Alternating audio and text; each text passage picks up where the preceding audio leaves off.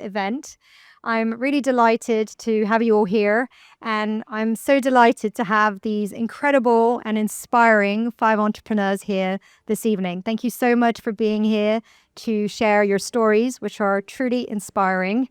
And I'm really in awe of all of you. And so I just want to say it's a great honor to have you here sharing your stories. So thank you very much. Let's give them a quick round of applause for this start.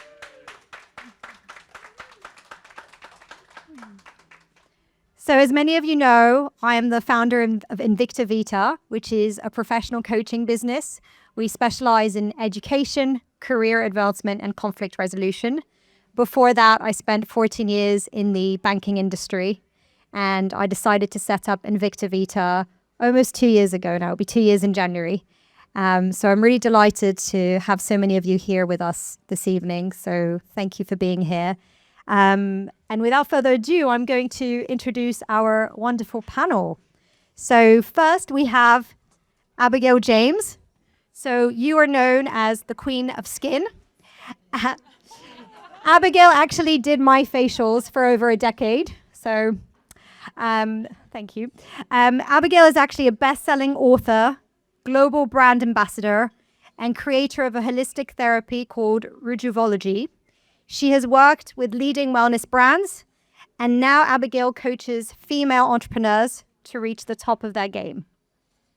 Next, we have Kate Bright, the founder and CEO of UMBRA International Group, and a chartered security professional who has really redefined what security looks like.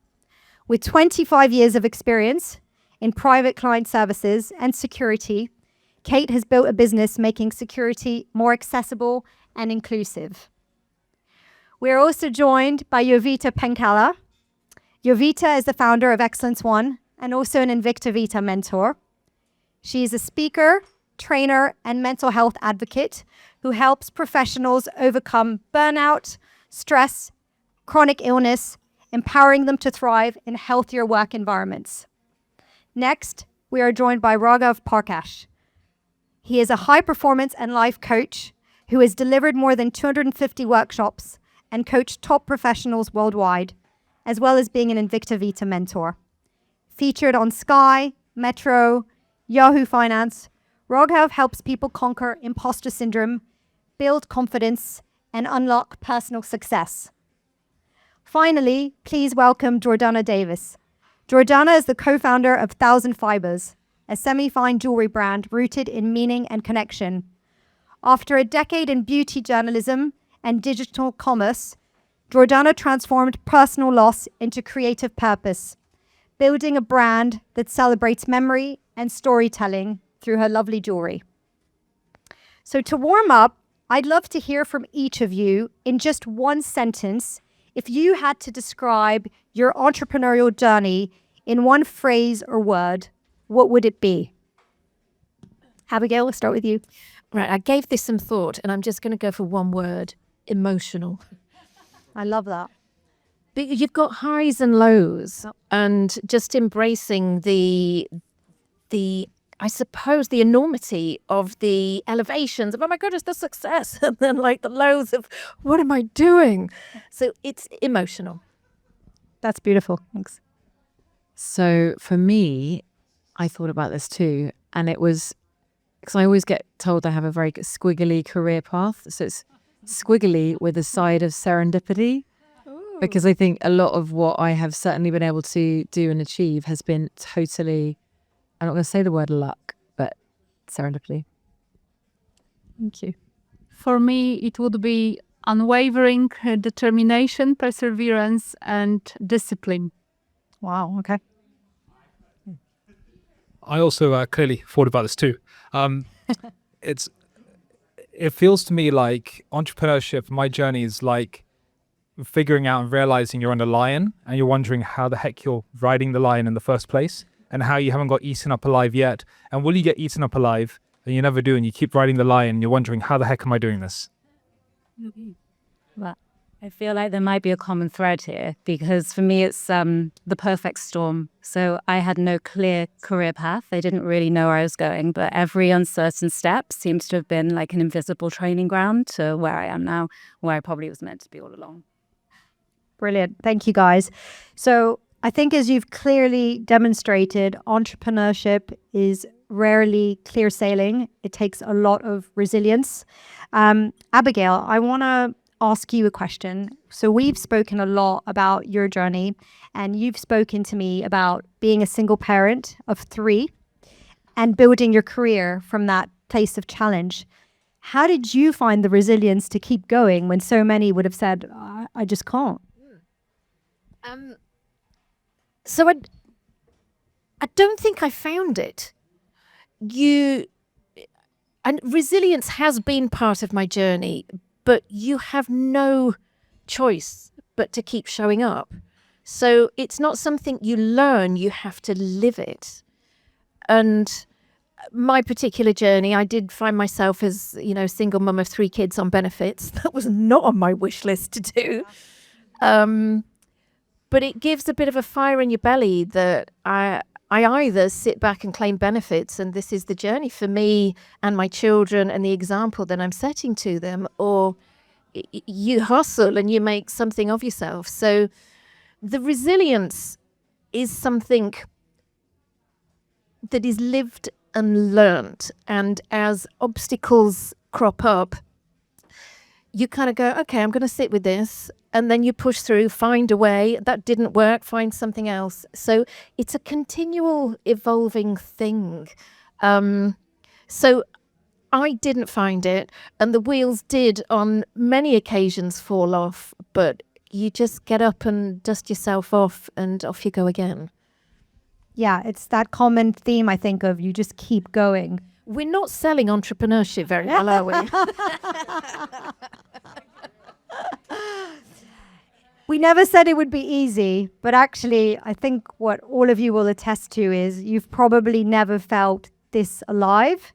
And that's certainly what I'd say for myself is, yes, it's difficult. And yes, there are days when you wake up and go, what am I doing? But actually, I think there's nothing more empowering than actually working for yourself and actually having clients that are your clients that you're looking after, where you're a lot more in control than working for some massive organization with so much bureaucracy. And there are some of my former colleagues here, so I think they know what I'm talking about. But I think it's very empowering, but it can be very scary at the same time. Jowita, I actually want to ask you a question. So you and I met through the Mayfair Collective. We've both gone through some health challenges, although I think you've been through more health challenges than anyone I've ever met. I think you were told you wouldn't live beyond the age of 10. How did you defy the odds and end up building such a thriving career?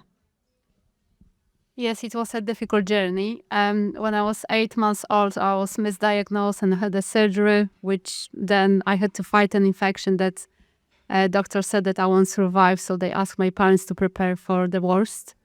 So I spent over 6 months in hospital against all odds, and to the awe of all doctors and consultants, I survived. Then when I was 9 years old, a doctor messed up the surgery. So I had to be actually rescued by a prosecutor from a hospital and transported by helicopter to another hospital where they tried to save my life. But that was touch and go for a good few months. And after 4 months, I had to learn how to walk again. And I survived. So I'm like a cat, I have 9 lives. I think I was discussing this once with my friend, colleague here, who is here. And he said, no, because at the beginning I said 7 lives as a cat. I said, no, cats has 9 lives. So I'm lucky. I have additional 2, I guess. And then I had another surgery when I was 10 years old on my intestine, my gut. So what actually made me survive against all odds, I believe it's perhaps, I don't know what happened to me when I was 8 months old, but later on it was literally reprogramming my mind with the limiting beliefs that I had, which was instilled to me because of those events, traumatic events, that I will always struggle with my health, that was my forecast for the rest of my life. And I just refused to accept it, and I went on a path of finding what's happening behind this or inside this skull, which is the mind and the subconscious mind. And I, against everything that was happening around me, regardless of the circumstances, I decided to reprogram my subconscious mind for good health. And although I was told that I would have to have those surgeries every few years, after the third one, I never had another one. So I guess that's the key to my success. And then, of course, I could apply the same principles to the rest of my life. And that's what I've been doing since I was 11 years old. That's really inspiring. And here's to 9 lives. Yes. Well done. Absolutely. Thank you for that. Raghav, I want to ask you, what was the turning point for you where you said, I don't want to be working in an office. Corporate world isn't for me. Coaching is my calling. One thing I want to say is I love hearing your story. And here I was this morning complaining about spilling coffee in my blue shirt. So it kind of puts into perspective. So it may be a similar theme to what's been discussed, but one person I'm very grateful to is my mum. You know, I'd gone for a really difficult time in my life, probably the hardest point when I was 17, 18. I'd gone through depression and I was struggling with an eating disorder. And in all honesty, I don't know how I managed to get out of that spot. I put it down to my faith. I put it down to something bigger than me.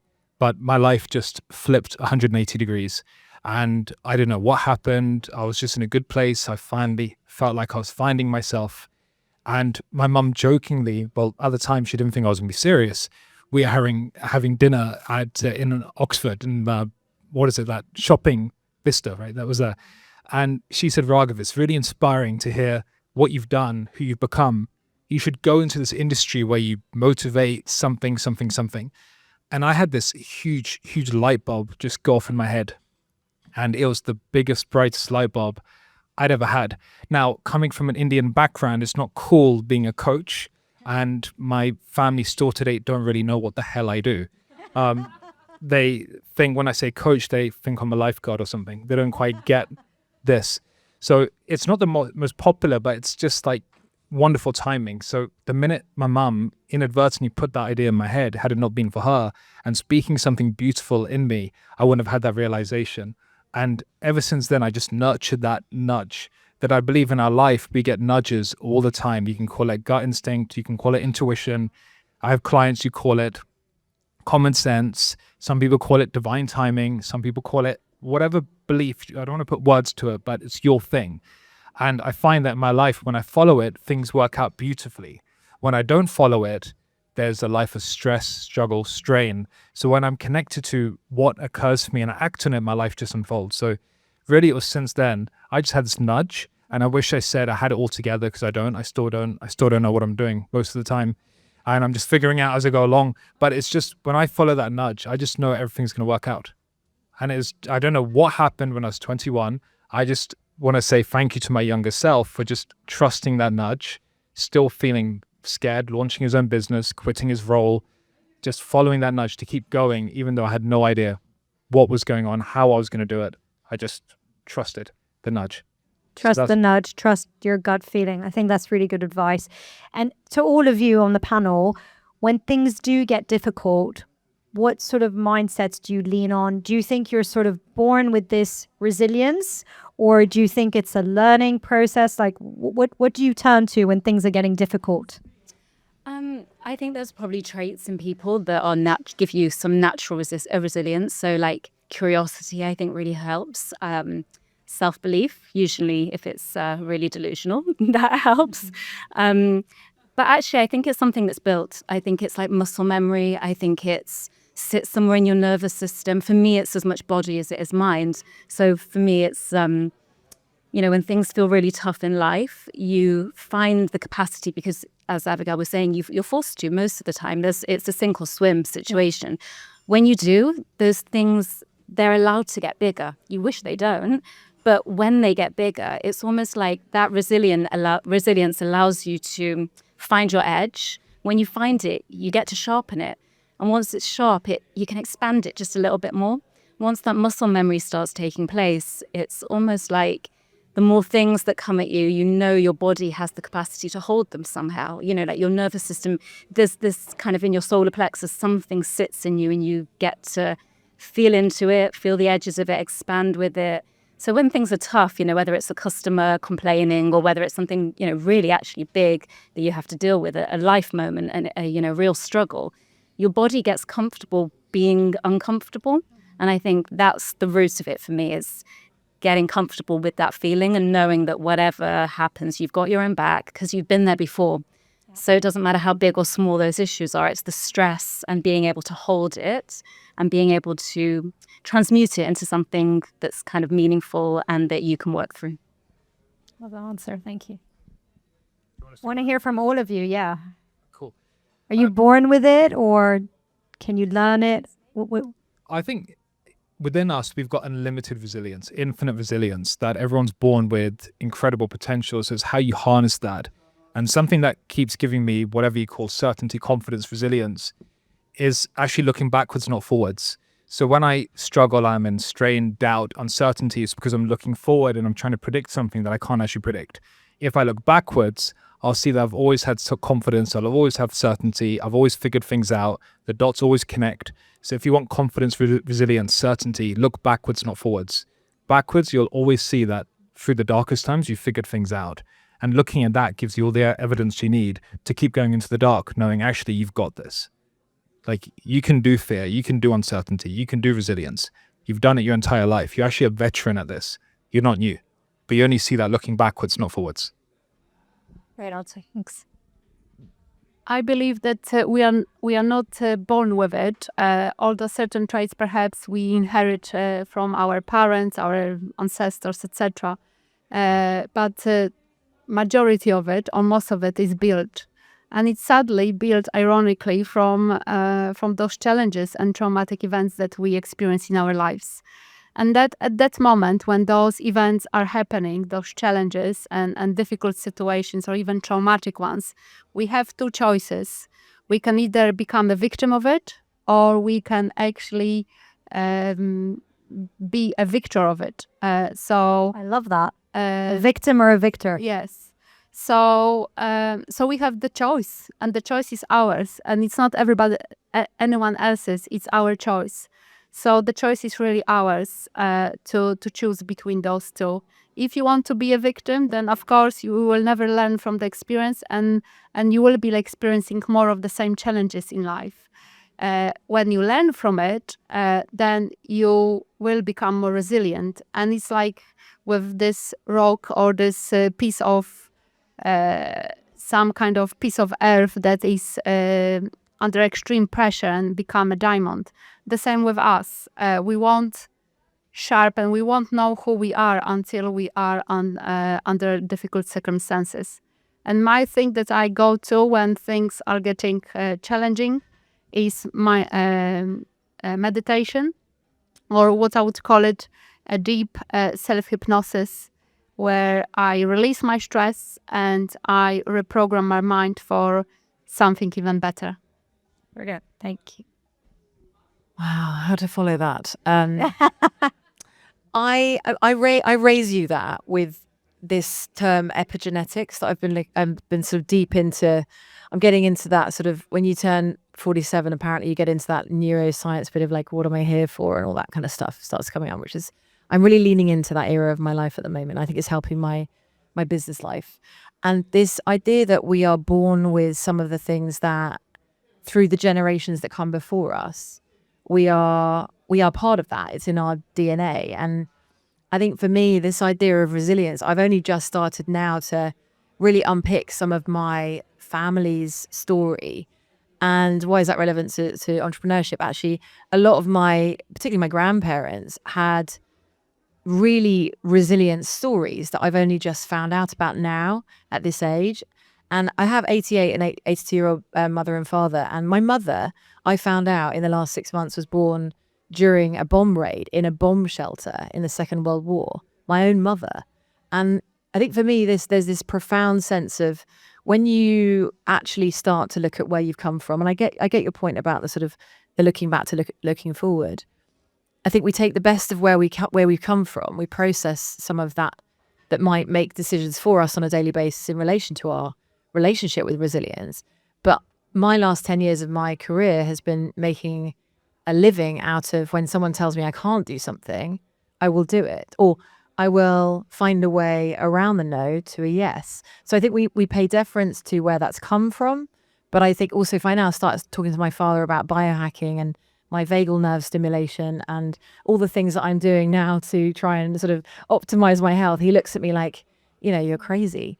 But from my entrepreneurship journey, to your point, I want to optimize every nudge, every no, every barrier, everything that I'm told I can't do.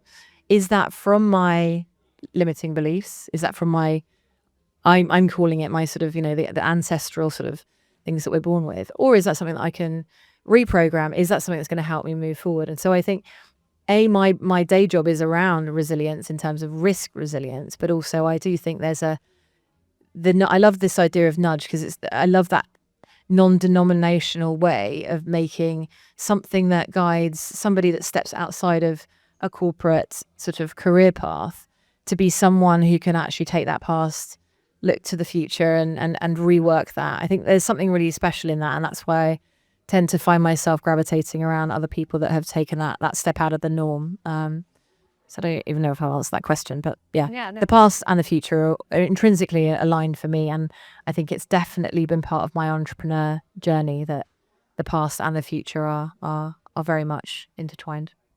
Thank you. Can you remind me of the question, please? So I got off a plane from LA at 9 p.m. very jet lagged. So, okay. So we're talking about resilience, Yes. and whether it's something you're born with, Gotcha. or is it something you can learn, and what do you lean into when it's getting tough? Okay, thanks. I love the phrase that we grow through what we go through. Yeah. And I personally think we're all born we've got our genes and everything, but we're all born with maybe a similar skill set. So I actually think our life does impact us, and whether we're put in those places and life situations where we have to grow resilience. And I've been asked previously, would I change my journey at all? And actually, on reflection, no, I wouldn't, because I wouldn't be the human that I am today had I not been through all the craziness and, having to move house every 18 months and the benefits claims and all of that stuff. I wouldn't wish it on another human, but I wouldn't change it for my own journey. So my resilience has definitely been grown through what I've gone through. That's a good point, I think, because I do feel that people who haven't been through any challenge, the minute they get the smallest challenge, they just fall apart.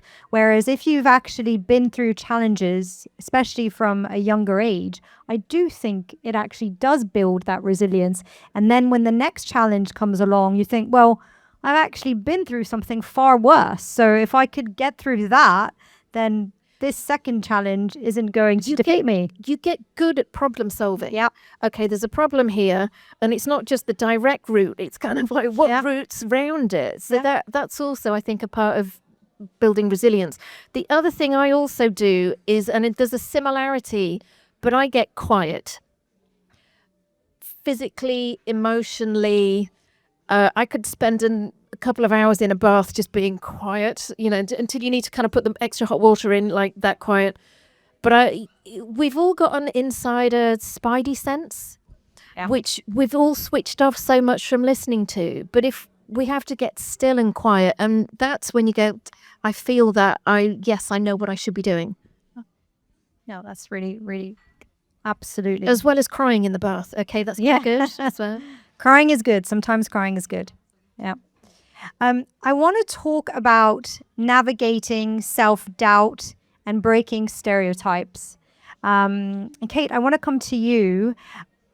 When people think of security, they often think of some big burly man. They don't think of a beautiful blonde lady looks like you. How do you break those stereotypes? How do you navigate that and actually build the thriving career that you've built?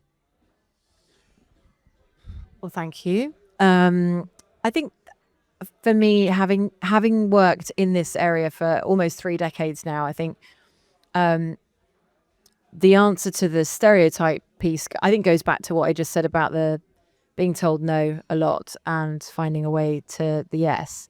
I've never felt different other than the fact that in a room, I'm normally the only, or the one, or the board that I sat on, the UK security regulator board, I was the first. And those sort of things, I think, just make me feel very proud, but also a little bit sad. It's like, okay, well, we're done with the first and the only and what have you, but where's the next? And so I think for me, it's never been about breaking anything. It's been about, I set my business up because I wanted to build something, but also I had to. I think maybe the common thread with a lot of us is that we saw an opportunity to do something differently, and we stepped outside and did it. I often say, I'm not saying this of anybody else, but breaking stereotypes for me was a necessity, because I was actually at the stage, certainly when I was working on the client side, I didn't want to work in that way anymore. So was I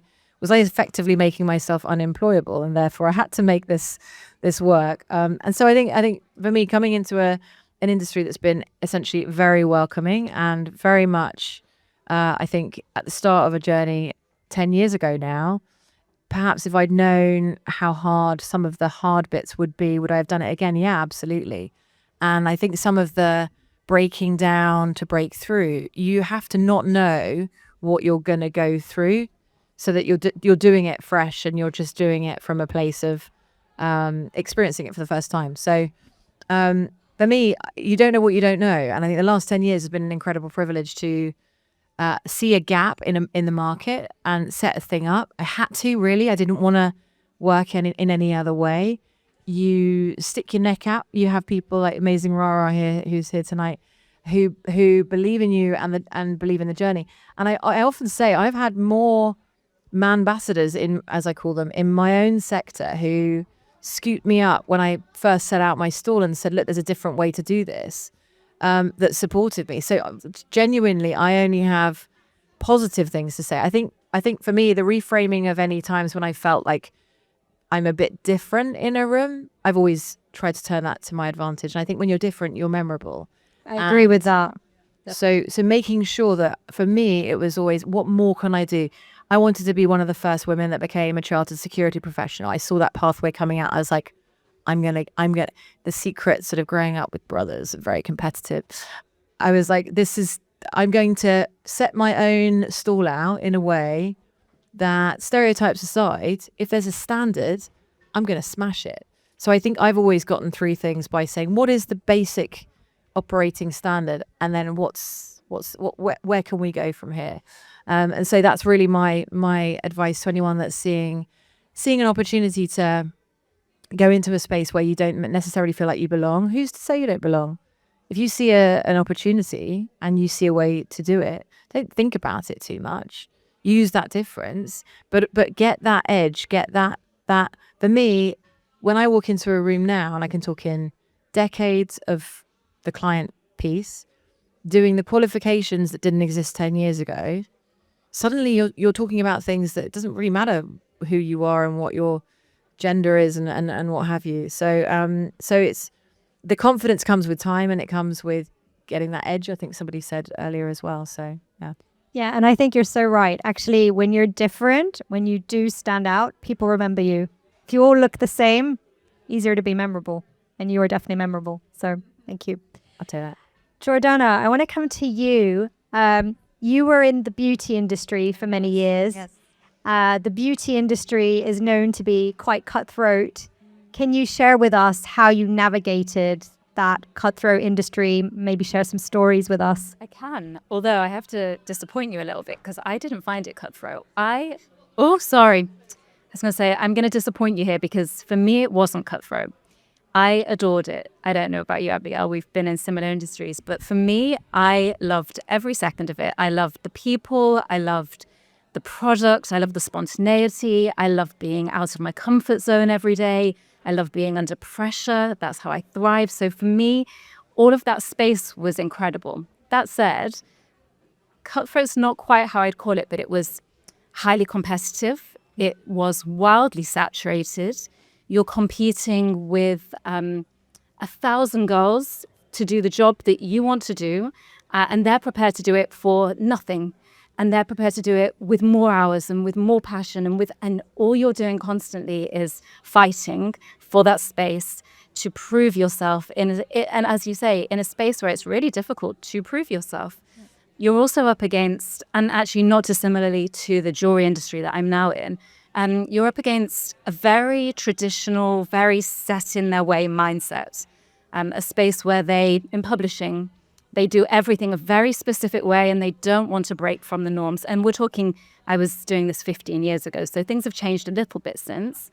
But the jewelry industry is absolutely no different. I cannot tell you how many Hatton Garden jewelers I have been laughed out of for asking them to work with my jewelry. Wow. Because I am not a jeweler, because I'm not a man, because I don't have a classical jewelry background.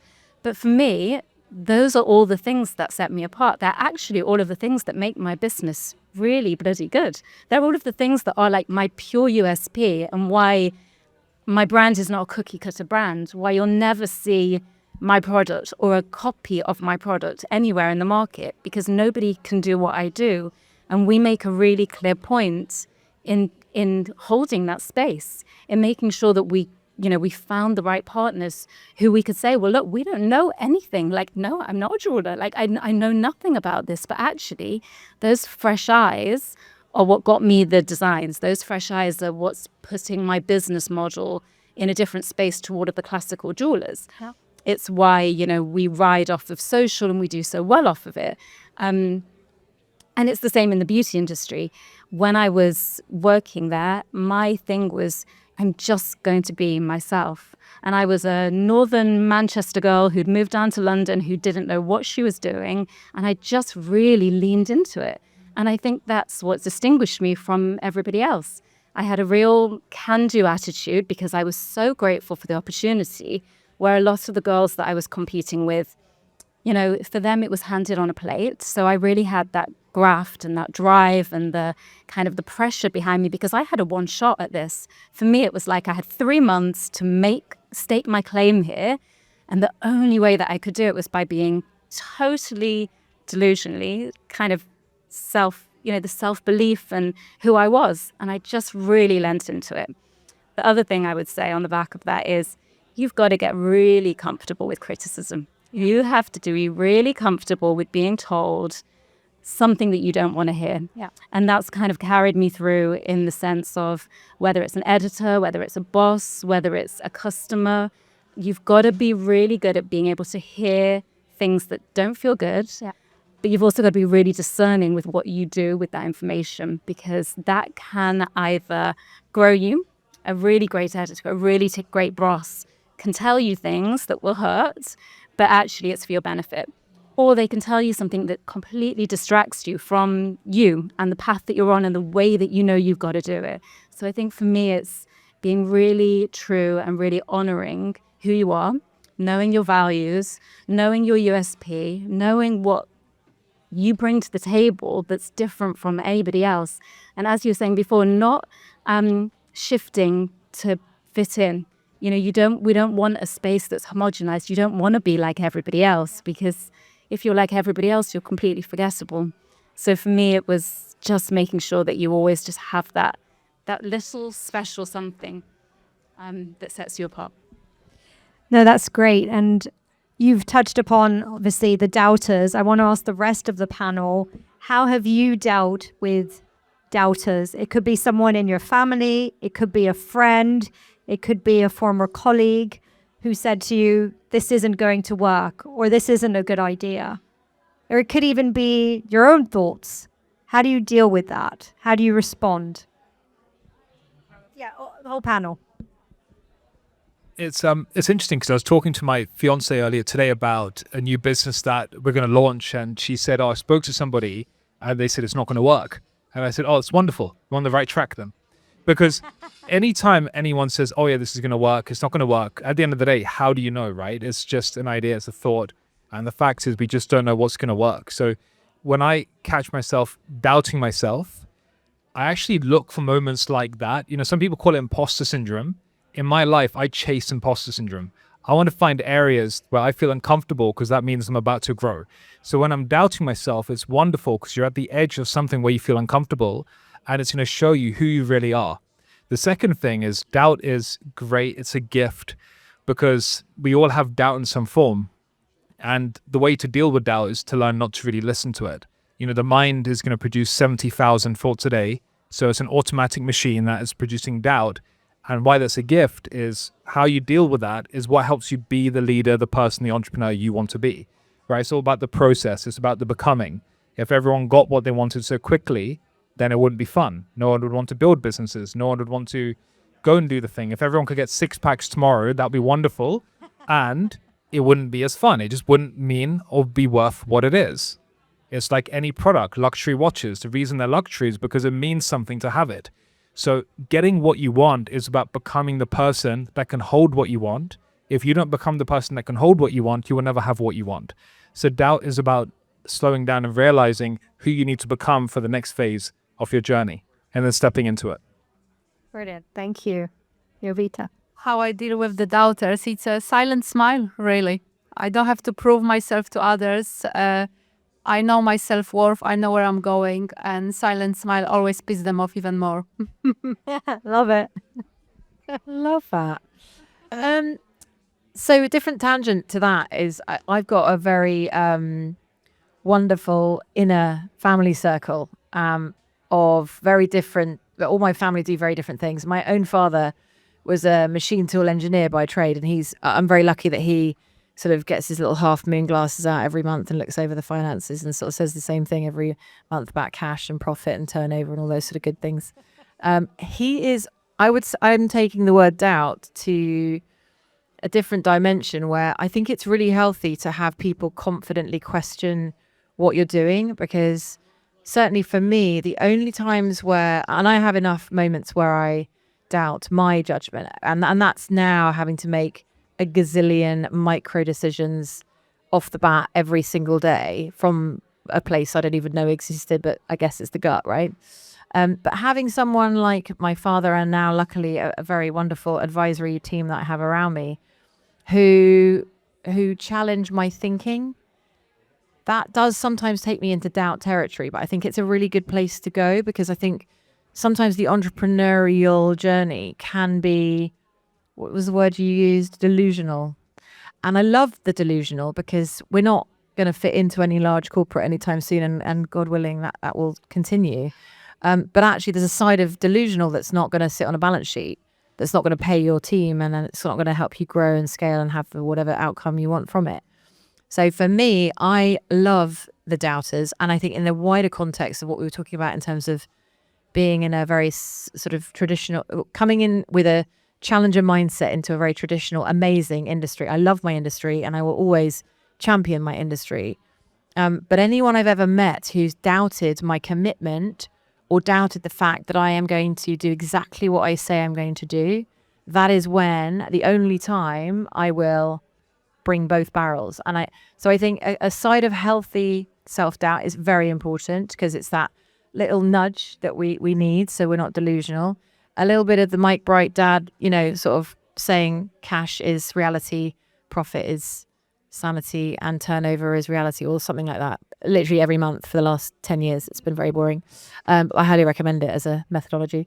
But people that test your own assumptions, I think that for me, that the definition of doubt is that I don't think as an entrepreneur or someone that's set up a business, you should ever rest on your laurels, because I think where the doubt ends, the innovation begins. And that's the cycle that I always want to be in. I want to be someone who's always looking for that opportunity, whilst also soothing there's enough inner critic in me that lasts a lifetime. So listening to the right voices at the right moment, having that sort of inner inner guidance to know that you're on the right path. Brilliant. Thank you. Abigail. Well, it's interesting you bring up father and family, because my biggest doubters have been my father and my family, which so I had the opposite experience. My father was an entrepreneur, successful businessman, so I learned a lot from him. However, with the traditional religious upbringing that I had, a woman's place was marriage, kitchen sink, and children. So when I was single mother of 3 children on benefits, he was very much, you're not an academic, that's your role. So even though he was an entrepreneur and he could have stepped in and gone, I love your ideas, I'm here to support you, he was the opposite. But on reflection, that was the fire in my belly that drove me forward to build my own thing.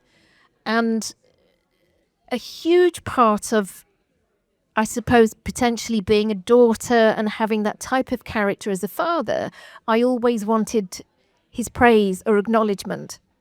And part of my journey as an entrepreneur, I didn't realize that I was using him as fuel, but also you get to a point where I don't need his recognition. The only person I need to please is myself.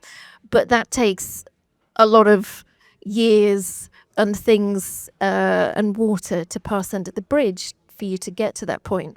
So unfortunately, my doubters were from my family. However, fortunately, my doubters were from my family. I do recall my mum never had to work. And I just remember her, I was hustling. We used to eat au pairs for breakfast in our house. And she was just going, so, darling, when are you going to stop all this working business? When are you going to stop all this? You know, to her, it was just something that was a frivolous thing that I was doing. I was a beauty therapist. So that was another part of the doubting. You know, it's not like I'm setting up a business. I'm a beauty therapist. It's kind of like bottom of the stack, even in the business world. But I turned that into a thriving business. And I found myself working alongside the Queen's doctor. You know, so there's loads of career pinch me moments. And you know, it might be one of your next questions. Yeah, it actually is. It leads in perfectly to that. So we've spoken about the lows, and I think what you all have in common is you didn't let the doubters stop you. You guys continued and you said, I'm going to make this work. I'm going to be the best version of myself, and that's not going to stop me. And that is actually resilience. You all have resilience. But I want to talk about the highs now. What is that one pinch me moment? What's yours? I've got 3. Go for it. I'll keep it short. It was the moment that my business had enabled me and my 3 children to come off benefits. And I remember taking my kids for pizza. I was so excited, going, right, you guys, you know, we can come off benefits now. And they were just like, yeah, whatever.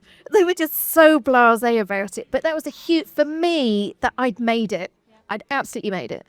My first book deal, which you mentioned, that was also a pinch me moment. It took me 5 years to even get an agent to listen to my book idea. And then an absolute, I think my career peaked was when I got a phone call of, it was my book agent who was like, Abigail, what are you doing? Cher wants a facial. And I love it. Cher. I think I'm not busy. So that was a real pinch moment. And then I've treated her numerous times. So that was kind of cool. Wow. That's impressive. I think it's really interesting that we have all of us mentioned our families. And I think it's, I think there's a common thread there that if you're setting up a thing, I think you have to often justify your actions to your other half or your, you know, the significant people around you. I think for me, the pinch me moments, I think we'll come on to the sort of how my mindset is always about mass catastrophizing about tomorrow.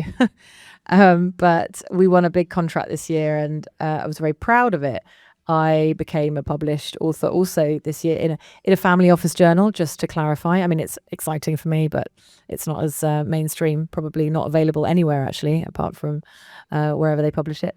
But I think for me, it's actually centered around the freedom that my endeavors and my business have given me to be able to do some of the things that mean a lot to me, and being able to allocate some spend this year to the charities that mean a lot to me, and the people that are actually pushing forward with either social investment that's very much needed in society, certainly in terms of community safety, community investment, being able to be a very, very tiny part of that with the fruits of the labor of the business is, in a small way, I think something that I'm really proud of. And I work with some very wealthy, very successful people for whom I think the great part about growing a business and getting to some sort of critical mass is you can start to, well, I think you start to attract the sort of clients that you reflect. And I think the build onto that is that I've met all of the clients that I really love working with, who are also great social investors,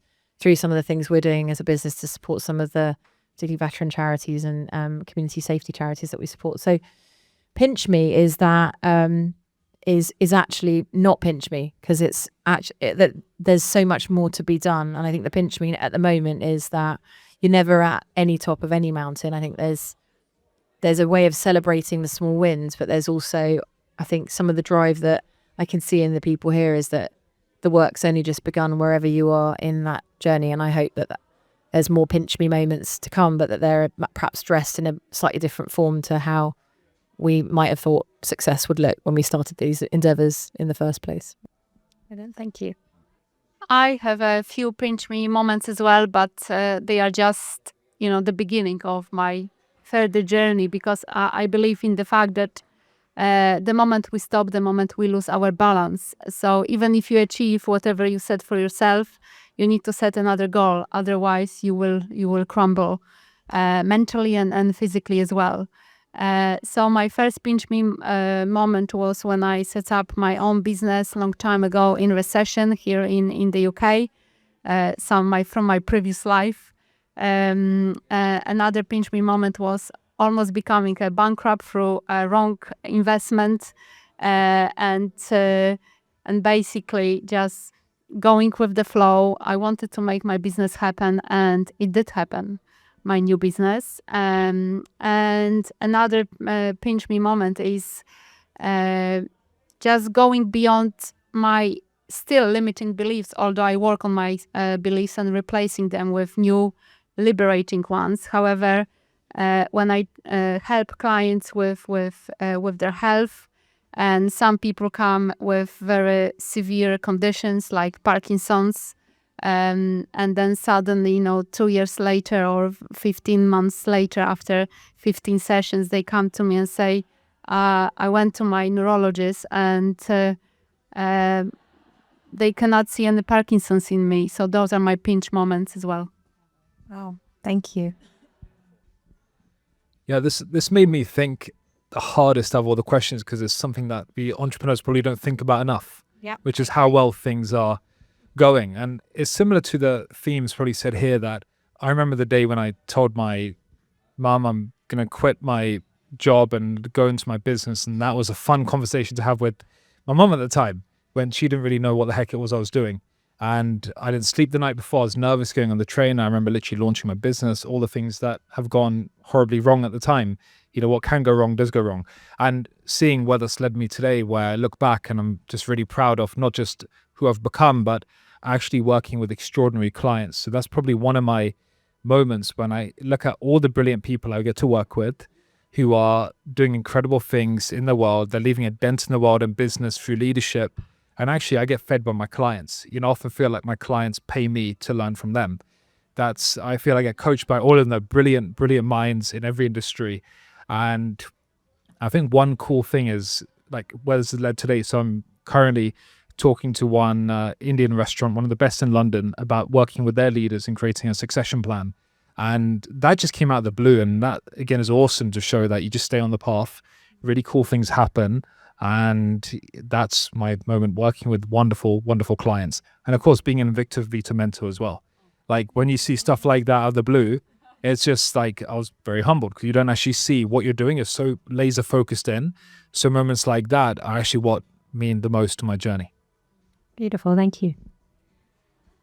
So, owning a jewelry brand, you'd think that pinch me moments would be when you get mentions in Vogue and when you get mentioned in The Telegraph and when you spot it on an influencer. But honestly, I cannot tell you the joy of seeing my jewelry in the wild. I have chased so many women down the street in London when you're like, oh my God, I think that's my jewelry. And I literally will chase them down the street and be like, is that one of mine? Is that because you want the story? You have no idea.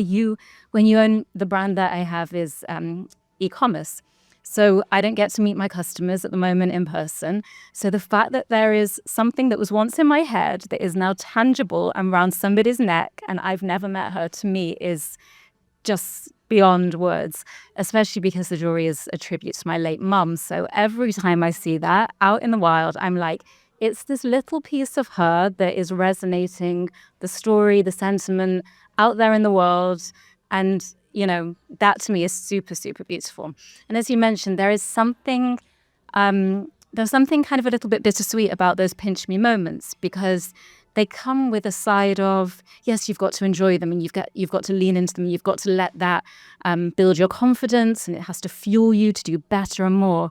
But there's a flip side for me, and I don't know if any of you feel it, which is the second that happens, I get this wild overwhelm of, but that's so little. I've been waiting for the Vogue mention. I've been waiting for the piece in Condé Nast. I've been waiting to get it on Elle Macpherson. And then it happens. And the next minute, you're inundated by all the same emails, and there's still that invoice that's unpaid. And all of a sudden, you're thinking, oh, it didn't necessarily have the impact you thought it was going to have. And so I think the little moments, they do build you. They build your confidence.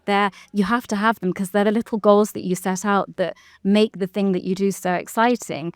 But actually, those moments are so small in comparison to an email from a customer who tells you the really, really wildly, deeply personal story about why they chose the piece that they chose and why they're wearing it. And like I say, it's seeing that in real life. But it's also the reminder that there's more to do, there's more work to be done, and those little moments get to be bigger moments, but they build, exactly. They're just another stepping stone towards the place that you want to go. Absolutely. And I think one thing you've all touched upon is the fact that as an entrepreneur, it's very easy to think about the lows, but I think, and I certainly see it, we don't recognize the highs enough. We don't actually say, you know what, that's bloody brilliant. I actually achieved that. Or actually, that's a really happy client. Or, I've impacted them, whether it's because they're wearing my jewelry and they feel beautiful wearing my jewelry, or because I'm coaching them and they're conquering their imposter syndrome, or they feel healthier and actually they've gone back to work, or they feel more secure. I've made security accessible for them. Or actually, I make them feel good about their skin. And actually now I'm coaching female entrepreneurs to be the best versions of themselves. You guys are actually impacting people's lives. And so it's really important to just sit back and go, I'm making a difference. And actually not just focus on the doubters, whether they're in here. And I agree with you, Kate, to an extent, we do need a bit of self-doubt because otherwise we become delusional. But equally, it's important to recognize when we're actually doing something good, when we're making a positive impact. And we have people here in the audience today who are at the beginning of their journeys. Some of them, are recent graduates. Some of them are not really sure what they want to do. Some of them might be looking for a career pivot. So what advice would you all give to them if they're considering becoming an entrepreneur? What one piece of advice would you give them? I'll start with you, Jourdana. It's a really good question. I thought about this a lot in terms of where I am. Similarly, my family, both my parents, both my sets of grandparents, they were all entrepreneurs. Nobody worked for anybody else. They all had their own businesses. And so it was almost, I suppose, an inevitability that I was going to run my own just because it's what I'd seen. But really, the thing that I thought about was asking yourself the question, what does safety feel and look like for you? Because for some people, they really need the assurance and the security of being in a place where they know they can use their skill set. They know they can do the job that's assigned to them. They know they can do it well, and they know they can make a difference. Some people need that certainty. If that makes you feel unsafe, like it does for me, then maybe entrepreneurship is your way forward. For me, it's that question. It's what does it feel like? Because there is nothing safe about the thing that we do, and yet that's the bit that I love. That's the bit that satisfies all the parts of me that kind of light up.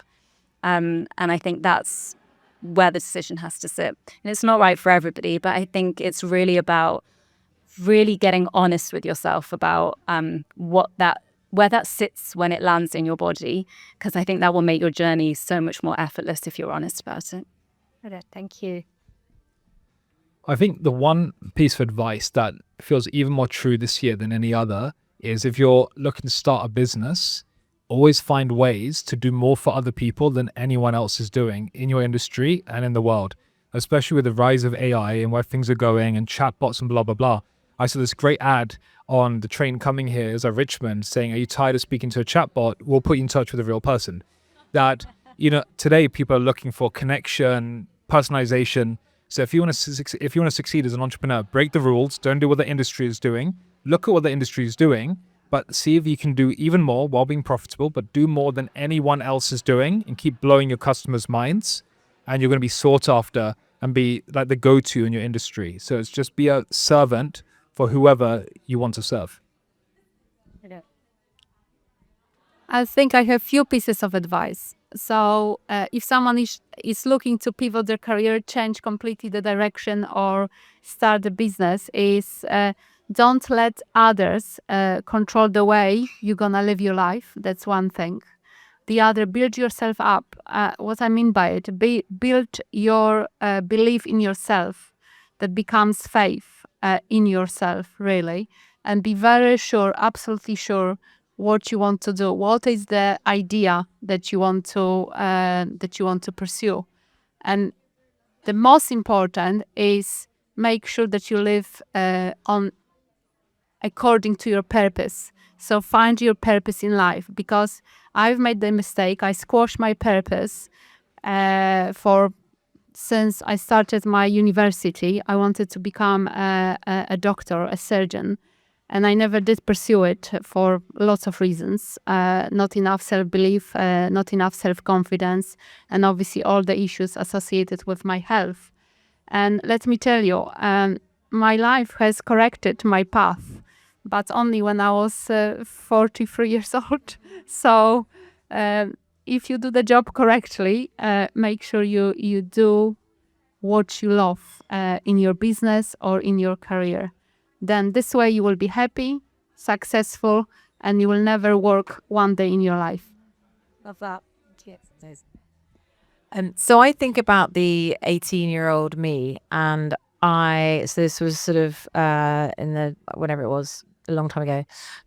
And this idea of finding the entrepreneur every day. And if someone had been able to say to me that being a business owner, operator, or this word entrepreneur, which I still struggle with this word, by the way. So finding ways to create something doesn't have to be a big step to set up an entity. I think when I got my certificate from Companies House saying I'd incorporated a company in 2015, whenever it was, yeah, that was cool. But if someone had said to me at 18, you can be an intrapreneur in an organization, you can bring creative ideas to a first career and then use that as the launch pad into something else, I think that would have been quite helpful advice, because I think we think that we sort of sit down as entrepreneurs with these quill pens and sort of grandly write these 5 and 10 year plans. I mean, I didn't, I don't know, probably everyone else did. But if someone had said to me, find the entrepreneur in the everyday, some of the experiences I had in I now call it my first career, by the way, as well. I remember I said a squiggly career. You can reinvent anything that you do in any stage of your life to be part of the plan in the later part of your life as well.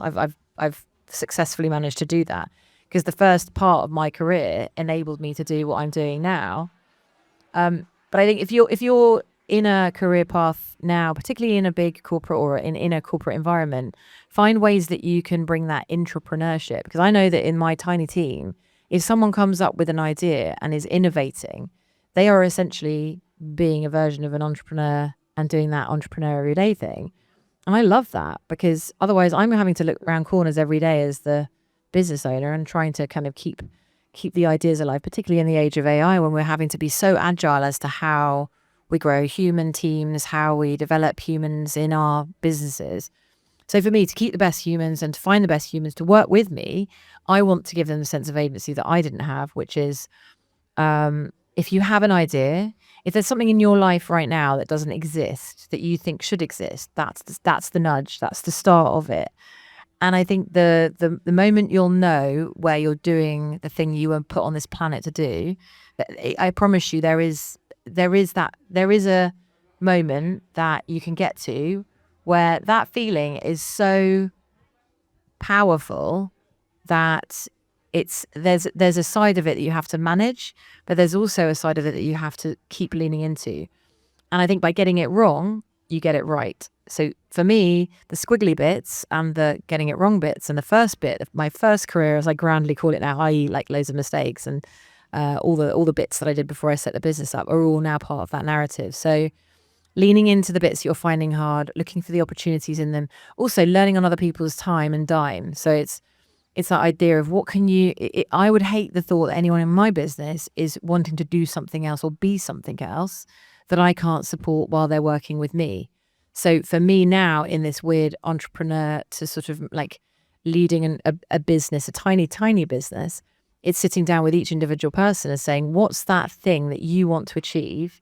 And I want you to do it on my dime. And I want this experience of working with and for this organization to be something that is part of that, whatever squiggly or reinvention that you make. So I see it as a very iterative, very freeing process. And again, I don't identify as an entrepreneur, I should add. And I think that's definitely something that helps me to keep my edge, but also helps me to spot an entrepreneur or an intrapreneur in the wild and help to sort of guide them on their journey. And if I'd had LinkedIn in 1997, I mean, God knows what I would have done. I say to everyone I meet, young people I meet now, get your online and offline networks working for you. LinkedIn, I'm not an ambassador. I'm not paid by them. I'm not, there's no it is a living trawler net of the online, offline world. Make it something that is like a garden that you tend every single day. Some of my biggest successes in business have been through random intersections of the algorithm working, where, to be fair, I do make an effort in the real life.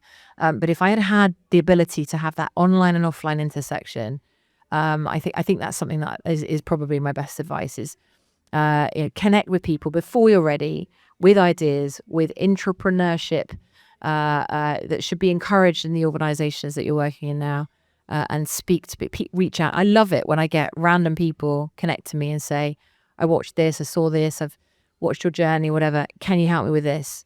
If there's a decent enough narrative that they're asking for help for something, I will always help them. Because I like to think that the 18-year-old me, if I'd reached out, that would have been something that I could have paid it forward to. So yeah, that's it. Brilliant. Thank you. You'll never feel ready. I think whatever your idea is, and I'm a huge believer that you don't have to reinvent the wheel. We've got the brand that's everywhere, Fever. It's tonic water. But at some point they went, I know, let's make another tonic water. But they've made an awesome, huge, multi-million-pound business out of it. You don't have to think, I need the crazy idea, I need something unique. There's always something you can turn a business out of. But you will never feel ready. But do it messy. You've got to literally, there is an element that you cross your finger to go, right, I've got to jump in. Hopefully you'd have sussed out that you're not jumping into a pool of alligators, okay? But there is just that element. You've got to have that confidence to do it. Yeah, I agree. You'll never feel ready, so just do it. I want to ask one final question before I open up to the audience.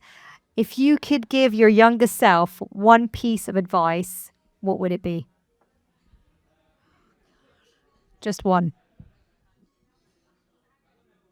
To not compare yourself to others. Love that. Comparison is the thief of joy, I think. Yeah. A little bit deep, but the moment I saw the Carl Jung quote, where your fear is, your work lies, I know it sounds a bit negative, but that has haunted me in a very good way for many decades. The thing that you think is the hard thing is actually the thing you just need to work on. That's the breakthrough. Love that. I would say push through your fears that are all only in your mindset, and there is a beautiful side on the other side. Brilliant. Really similar to what I mentioned earlier about nudges. I love the quote by the late Steve Jobs that you can't connect the dots looking forward, you only connect them looking backwards. And that mindset has actually helped me my entire life, that you don't know how things are going to work out, but live like the universe is rigged in your favor. It's called pronoia. So rather than being paranoid, be pronoid that everything is working out for you in your highest good. And when you trust and surrender, you're more in tune with what your nudges, your instincts, as Abigail spoke about, are pointing you towards. Brilliant. Thank you. Yeah, mine's very similar. I think just do everything with innate certainty. Everything that you do, just do it with the view that it is going to work out. And I tell myself to be more fearless. I love that. Be more fearless. Brilliant. I want to open up to the audience now.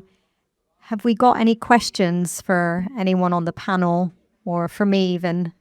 So, yes, Mark. Hello, you all had an amazing journey. What are your coping mechanisms in life? So we all go through shit.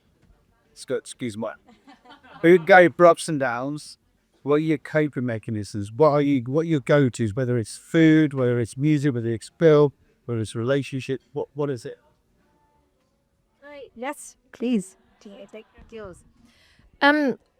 bizarrely, I found I suppose it comes back to getting your ducks in a row. I find if I can get near water, a river, a lake, the sea, when everything is crazy and it's like everything is just out of control. For me personally, and I think there is some science connected to this, I don't know, but literally just go and be by water and I just need to get quiet. That's one of my best, other than alcohol, which is not, I do not advise that to anybody. Okay. Journaling, get it out of your head. And if you can't sleep very well, the amount of times maybe as entrepreneurs, because it is like a 7-day job, you suddenly don't get any holidays. If you can't sleep, empty your brain onto paper. So the thought, it's there at the end of the day or in the morning, you're going to wake up, it's there. So those are my two coping mechanisms that I continually go back to. So there's two sides to this for me. Is I surround myself with what I call radiators and not drains. And we all know those people where we see the name come up on the phone and we're like, yeah. And then we see, and I'm not talking about clients or anything like that, but I like to think that one of my coping mechanisms is definitely ringing a radiator or connecting with someone I know that's going to give me a little bit of a sort of a kind of a feel good factor. And then the second side of that is this idea of the wealth of health. I mean, one thing I'm, as a recovering control freak, I understand now is that one thing we can, to a certain extent, control or we can invest in is our own resilience, our own health. And I'm lucky enough, I think now I've ridden the storm of the early noughties and into the 10s where it was definitely not about the wellness era. But as I say now, my Aura ring, all the things I'm trying out, the biohacking obsessions that I have, it started to become something that I kind of vibe with some of my clients with as well. And not only has it become a coping mechanism, it feels like a really good coping mechanism where the outcome of it in data form, reinvesting in an orthopedic mattress. I don't know. There's just different things that I'm doing at the moment where when things feel out of control and in that sort of like wilder, uncontrollable operating environment, or if the world's spinning out of control, what's that one thing I can do today that's going to be something that's good for me, or take a yoga class or do something that is ostensibly gonna benefit me. So yeah, hang out with radiators and invest in something that's gonna make myself a bit stronger. I would actually flip it on its head because I don't think we need more coping mechanism, because every time you have a challenge or a difficult situation and it affects you in a negative way, emotionally, it's telling you, this particular situation is telling you what else you need to change about yourself, about your inner psychological self-image. So eventually when you reprogram it, it won't affect you emotionally in a negative way, all right? But yes, I do have some coping mechanism as well, because I'm still growing, and each of us will grow to the rest of our lives as people, as individuals, as a person. And my coping mechanism is write down all the negative stuff, how I feel about something, and I try to find the reason, but that's an excuse, that's bullshit. There are no reasons. The reason is you, really, and how we are programmed by the society, etc. So I write down, I feel frustrated because my husband said this and that, or I hate him because of this and that, or, whatever else. I feel upset because of this and that. And then I take this and I burn it in a kitchen sink. You need to burn it because the fire has a huge psychological impact on your mind, that basically all your emotions, all your negative emotions are pretty much nothing. They are ashes. It's similar to your point. I'm not a coping mechanism person. Because I think coping mechanisms are a way of dealing with the symptoms, not the cause. So you can call this a coping mechanism, but when I find I'm struggling with something, I like to just stop and slow down, because my struggle tells me I'm at war with reality. So when something's happening, like a client's misbehaving, why I'm struggling is because I say that shouldn't be happening. Well, it's happened, and what's happened should always happen because it's happened. So I can either be with what's happening, or I can be fighting what's happening.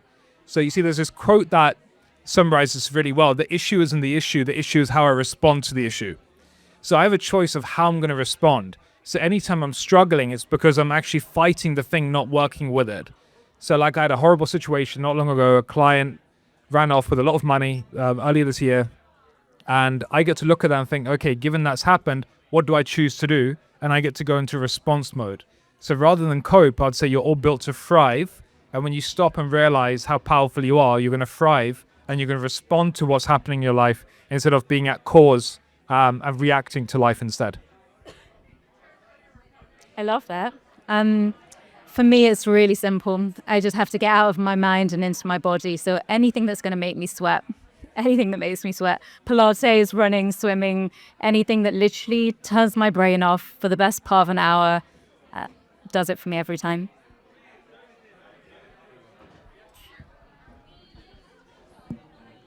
Any other questions? We got any other questions for our panel? Matt.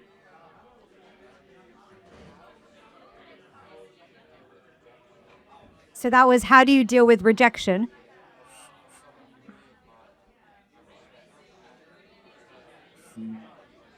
Do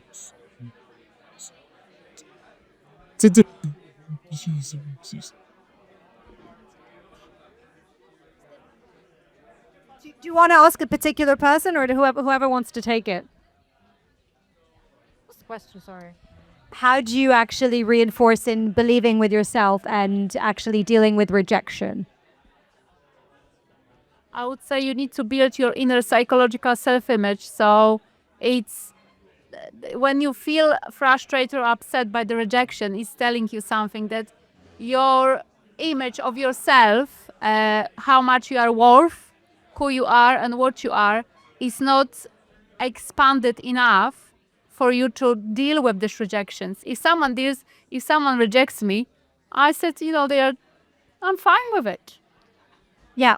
Because I've built my inner psychological self-image. So by building or expanding who you are, what you are, and how much you are worth, you won't be affected by the rejections emotionally in a negative way at all. The way I actually deal with rejection is when I look around at some of the most successful entrepreneurs, some of the most successful artists, whether you take the Beatles, you take someone like Steve Jobs, they were all actually rejected.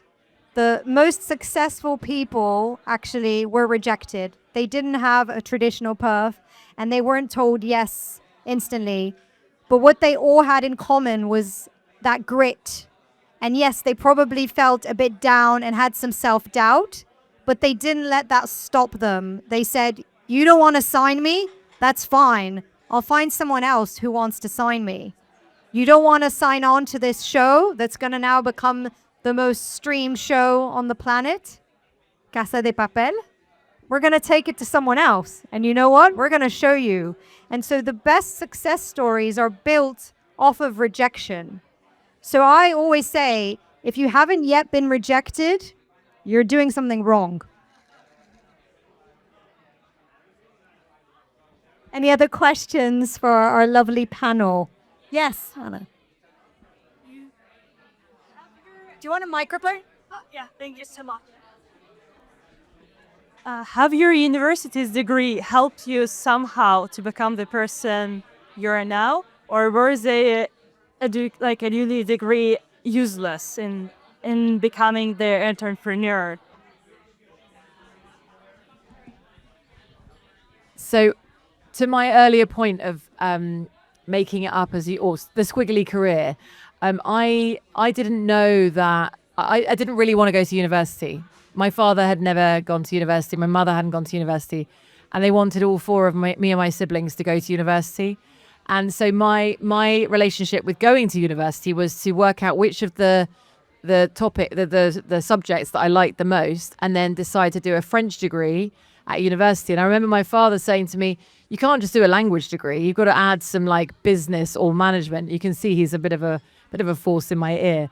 So I chose to do French and management. And one thing I will say about strip out the degree, having a language has really helped me in my career because I work with very international clients. And I think to the earlier point I made about continuous learning, some of the things I've done over the last 30 years has been to start to learn different languages based on the different types of clients I've been working with. It's just a little, not a side hobby, but actually really, more than just Duolingo. And so for me, the process of learning how to learn at university, the people I met at university, and the language that I came out with, the year abroad that I did learning that language and going to a very random, I didn't go to France. Why would you go to France? I think any entrepreneur that does a language degree and that gets a chance to go to an overseas territory next to Mauritius, that tells you something about the university I chose was giving me the opportunity to go to a little tiny island called La Réunion in the Indian Ocean.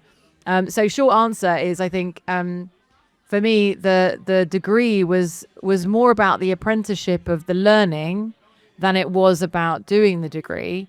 But I think for me, looking back now, I love the story of, again, my father's story was about an apprenticeship.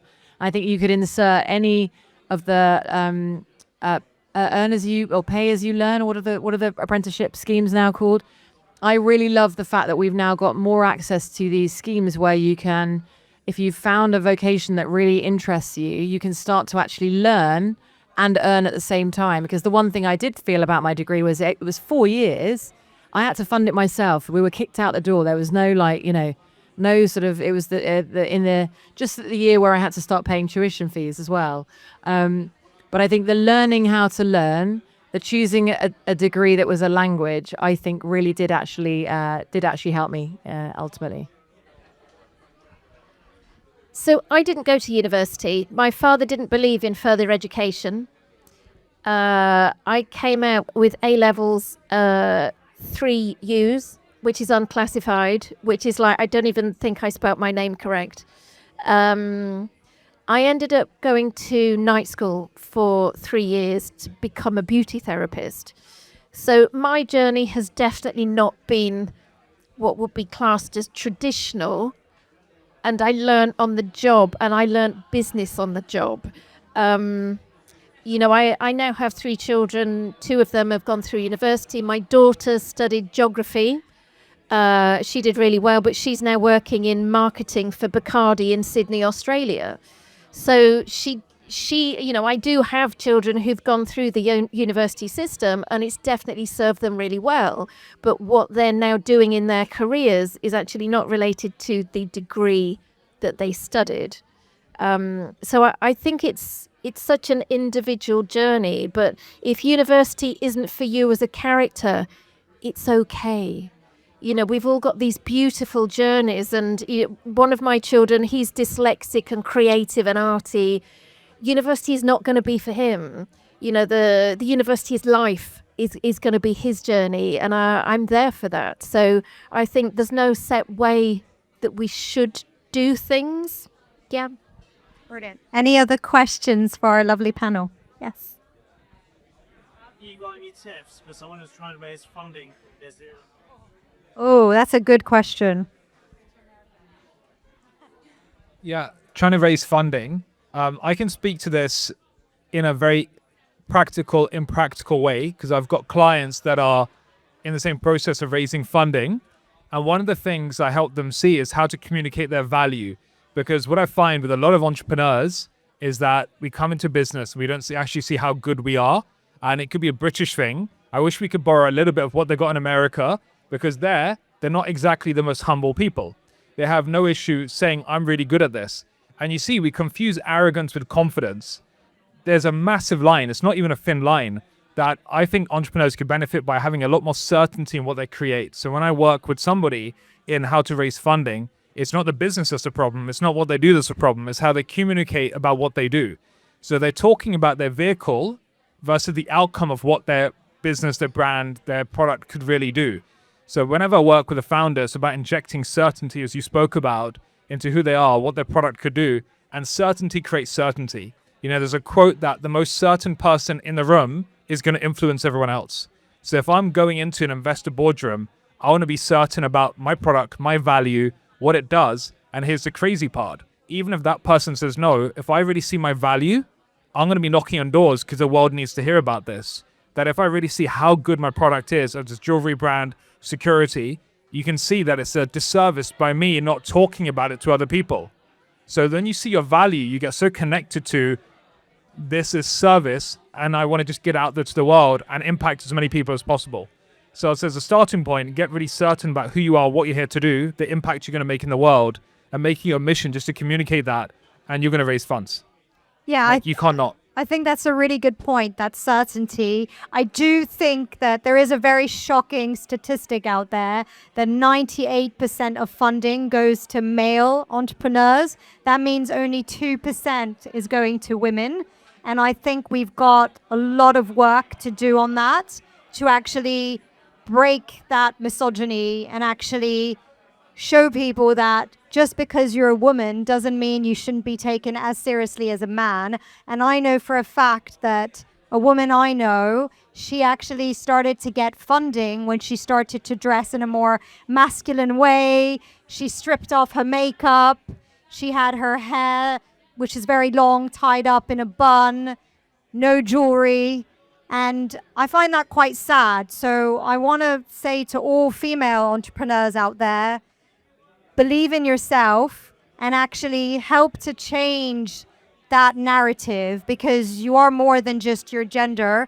There are so many brilliant female entrepreneurs, and actually we only have one man on this panel. And actually, it's actually refreshing, I think, to see so many women actually saying, you know what, I'm going to go ahead and I'm going to do it. I'm not going to let being a woman stand in my way. But I do think there's still quite a long journey into getting that funding for women. And that's the reality. Can I just add one thing there? I don't know what your background is, or whether you've got a business that's sort of growing and you're looking for. Hospitality, I'm a chef. Oh, okay. Okay, great. So there's a book that I read only in the last 3 years called A Founder's Dilemma. And I think going back to your point, or a very, very good point about why you're doing something, doing the work to work out why you set up a business, what you're doing it for, who you want involved with it. Investors are bosses, and some entrepreneurs don't vibe with having money come in, because essentially that's another reporting line. But this book cut through all of the crap that I was hearing about. You have to go and you have to look at investment and you have to look at scaling and you have to look at, and it helped me to really understand why I'm doing what I'm doing, why we've not had any external investment, and what the options are. The longer you can go without investment, the different avenues that open up to you. And I think we are very fixated on investment and getting investment before we've actually proven something. The more you can prove something, obviously, the more value you can build within it. And I also then, there's an element of the little energetic, synchronistic sprinkle that I spoke about, the squiggly, but also the synchronicity in my life. I think that then you create something that works, you iterate it, you build it on your own dime, and then the right individuals come into your world, whether they're customers of your restaurant, whether they are individuals in your network, online and offline, and then you start to talk about what you want to do with that business. I think that's the missing gap between entrepreneurship and then this holy promised grail of like something on the other side. It's okay to run a business and love running a business that's not got investment in it. So the Founder's Dilemma really helped me to cut through all of that rubbish. And 2% of VC investment going to women, female-led and female-owned businesses is unacceptable. It implies that the 98% are better run, led, or better outcomes. Female-founded, led, or diverse even led businesses have better outcomes in terms of profitability. So there's a whole nother side to things. But if you as a founder have a really clear sense of why you're doing it, you won't go down an investment pathway, spend a lot of money on preparing for that investment, and then realize that you didn't want that investor in the first place. So Founder's Dilemma. Great question. Thank you. I'm going to open up to one last question because I'm conscious of time and the canapes are eagerly awaiting you. So one more question for our panel. Who wants to ask a final question? Any final questions? Adrian. Good evening, panel. My question to you, as successful business people, you've achieved a lot, but what is the one thing you still have in your sights to achieve? Oh, I'm like, where do we begin? I feel like I'm only just getting started. I want to write my next book, which I'm putting this out there now. It's going to be called This Will Blow Your Mind. It's going to be a global bestseller. And I'm manifesting this, but that's going to be my next thing that I'm really striving towards. I feel like my purpose in life and part of the journey and the struggles and things that I've been through is to help and support other women. I solely feel that, and you as a coach, you're one of my clients. Me as your coach, one of my clients.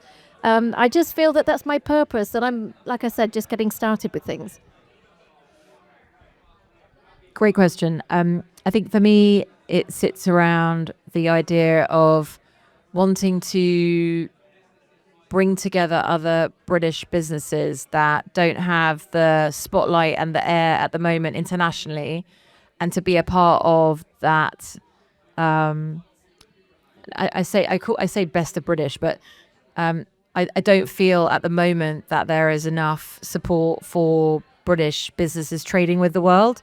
So for me, the next stage and part of our 2026 strategy is to actually, no one else is going to do it. So we're going to put that out to the universe, but also in the last 4 years, we've been building a really strong network around the world, particularly in the sort of places that our clients live and work in, to just do it ourselves. So the next challenge for me is doing a thing that I thought would be something that I would have access to and setting that up alongside the business. Oh my God, where to start? I have shed loads to achieve, I think. I have so many dreams and I'm working towards them. So one of them is to make my treatment, complementary treatment, accessible around the world through a licensing model.